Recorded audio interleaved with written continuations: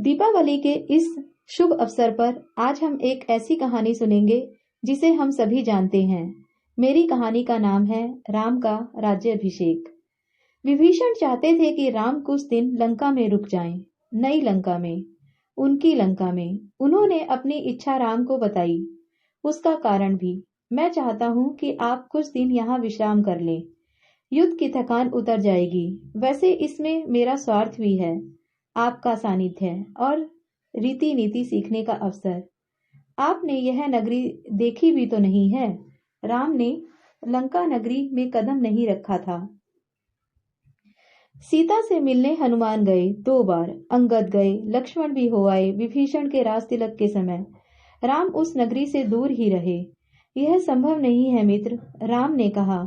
वनवास के 14 वर्ष पूरे हो गए हैं। मैं तत्काल अयोध्या लौटना चाहता हूँ। भरत मेरी प्रतीक्षा कर रहे होंगे। जाने में विलंब हुआ तो वे प्राण त्याग देंगे। उन्होंने प्रतिज्ञा की है, मैं उनकी प्रतिज्ञा से बंधा हूँ। विभीषण राम से अलग नहीं होना चाहते थे। उनका अनुरोध राम ने अस्वीकार कर दिया था, पर वे निराश नहीं थे। इस बार उन्होंने एक नया प्रस्ताव रखा। मेरी इच्छा है कि मैं आपके राज्याभिषेक में उपस्थित रहूं। मुझे अपने साथ चलने की अनुमति दें। राम ने उनका आग्रह स्वीकार कर लिया। बोले, आप मेरे लिए यात्रा की व्यवस्था कर दें। राम ने विभीषण की इस विनती को मान लिया। तो सुग्रीव और हनुमान आगे आए। राम ने उन्हें भी अयोध्या आमंत्रित किया। विभीषण का पुष्पक विमान उन्हें ले जाने के लिए तैयार था। विमान के उड़ान भरने तक वानर सेना वहीं रही। विभीषण ने अपना कोषागार से उन्हें रत्नाभूषण दिए, उनकी वर्षा की थी। उसी विमान से वानरों के लिए यह मनोरंजन था, जिसे जो मिला लूटा। विमान लंका से चला। उड़ान भरने के बाद उसने उत्तर दिशा पकड़ी, जिधर अयोध्या नगरी थी। राम सीता के साथ बैठे थे। मार्ग में पड़ने वाले प्रमुख स्थान बताते जा रहे थे। रावण सीता का हरण कर उसी मार्ग से ले गया था, पंचवटी से। उस समय सीता ने वे स्थान ठीक से नहीं देखे थे। स्थानों के नाम उन्हें ज्ञात नहीं थे। पहले रणभूमि पड़ी, फिर वह पुल जिसे नल और नील ने बनाया था, सेतु बंद।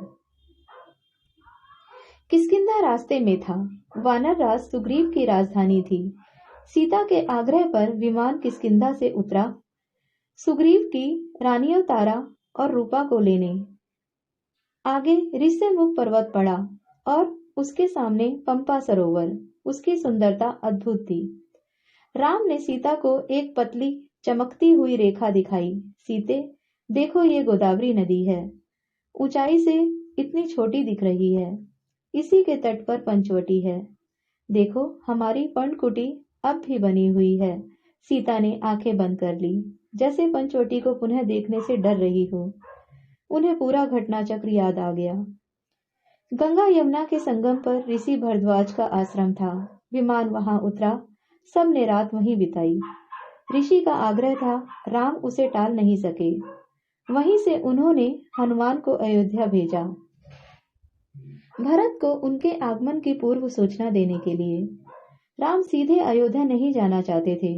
उनके मन में एक प्रश्न था, एक संशय। 14 वर्ष की अवधि कम नहीं होती। कहीं इस अवधि में भरत को सत्ता का मोह तो नहीं हो गया। हनुमान को अयोध्या भेजते हुए उन्होंने यह प्रश्न रखा था। कहा, हे वानर शिरोमणि, आप भरत को मेरे आने की सूचना दे दीजिएगा। ध्यान से देखिएगा कि यह समाचार सुनकर उनके चेहरे पर कैसे भाव आते हैं।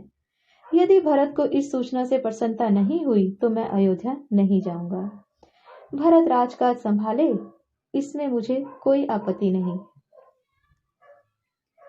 हनुमान वायु वेग से चले, जैसे उड़ रहे हों। मार्ग में निषाद राज गुह से भेंट की। उनसे अयोध्या का हाल जाना। वहां से नंदीग्राम पहुंचे। उन्होंने भरत से कहा, श्री राम के वनवास की अवधि पूर्ण हो गई है। वे लौट रहे हैं, प्रयाग पहुंच चुके हैं। मैं उन्हीं की आज्ञा में आपके पास आया हूँ। भरत की प्रसन्नता का ठिकाना न रहा। आंखों में खुशी के आंसू थे। वे बार बार हनुमान को धन्यवाद दे रहे थे, यह शुभ सूचना उन तक पहुंचाने के लिए। उनके चेहरे पर केवल एक भाव था और वो था प्रसन्नता का। हनुमान उनसे विदा लेकर आश्रम लौट आए, राम के पास। अगली सुबह प्रयाग से श्रृंगेरपुर होते हुए राम का विमान कुछ ही देर में सरयू नदी के ऊपर पहुंच गया। दूर अयोध्या नगरी के भवनों के शिखर दिखाई देने लगे। सब ने अयोध्या को प्रणाम किया। उधर भरत से सूचना पाकर अयोध्या में उत्सव की तैयारियां होने लगी। नगर को सजाया गया। शत्रुघ्न राज्याभिषेक की व्यवस्था में लग गए। महल में तीनों रानियां नंदीग्राम के लिए निकल पड़ी। कौशल्या सबसे आगे थी। उन्हें पता था कि राम पहले भरत से भेंट करेंगे। राम का विमान नंदीग्राम उतरा। उनका भव्य स्वागत हुआ। आकाश राम के जय घोष से गूंज उठा। राम ने विमान से उतरकर भरत को गले लगाया, माताओं को प्रणाम किया। भरत भागते हुए आश्रम के भीतर गए, राम की खड़ाऊं उठा लाई। इतना भावुक दृश्य जिसे सिंहासन पर रखकर उन्होंने 14 वर्ष राजकाज चलाया था।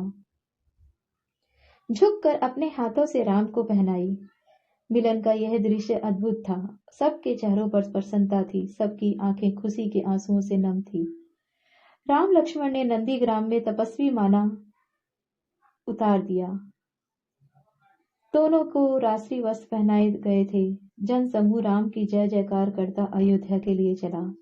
शोभा यात्रा की छटा देखने योग्य थी। नंदीग्राम से चलने के पूर्व राम ने पुष्पक विमान को कुबेर के पास भेज दिया। यह विमान कुबेर का ही था। रावण ने उसे बलात् छीन लिया था। सजी धजी अयोध्या नगरी राम के दर्शन पर आह्लादित थी। नगरवासी प्रसन्न थे। उन्हें उनके राम वापिस मिल गए थे। माताएं भी प्रसन्न थी। उनका पुत्र लौट आया था। मुनिगण खुश थे। राम ने उनकी शिक्षाओं का मान रखा था, कभी विरत नहीं हुए। भरत ने अयोध्या का राज्य राम को नंदीग्राम में ही लौटा दिया था। राजमहल पहुंचे तो मुनि वशिष्ठ ने कहा, कल सुबह राम का राज्याभिषेक होगा। इसकी तैयारी शत्रुघ्न ने पहले ही कर रखी थी। पूरा नगर सजाया गया। दीपों से जगमगा रहा था। फूलों से सुवासित था। वाद्य यंत्रों से झंकृत था। पूरे 14 वर्ष के बाद अगले दिन मुनि वशिष्ठ ने राम का राज्य तिलक किया। राम और सीता सोने के रत्न जटित सिंहासन पर बैठे। लक्ष्मण, भरत और शत्रुघ्न उनके पास खड़े थे। हनुमान नीचे बैठ गए। माताओं ने आरती उतारी, मंगलाचार हुआ, शुभ गीत गाए गए। राम ने सीता को एक बहुमूल्य हार दिया। प्रजाजनों को उपहार दिए, अनेक वस्तुएं दी।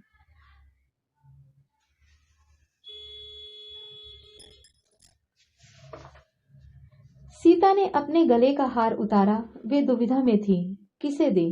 दुविधा राम ने दूर कर दी। जिस पर तुम सर्वाधिक प्रसन्न हो उसे दे दो। सीता ने वह हार हनुमान को भेंट कर दिया, भक्ति और पराक्रम के लिए। कुछ दिनों में सारे अतिथि एक एक कर चले गए। विभीषण लंका लौटे। सुग्रीव ने किष्किंधा की ओर प्रयाण किया। ऋषि मुनि अपने आश्रम चले गए। हनुमान कहीं नहीं गए, राम दरबार में ही रहे। राम ने लंबे समय तक अयोध्या पर राज किया। उनके राज में किसी को कष्ट नहीं था। सब सुखी थे, भेदभाव नहीं था, कोई बीमार नहीं पड़ता था।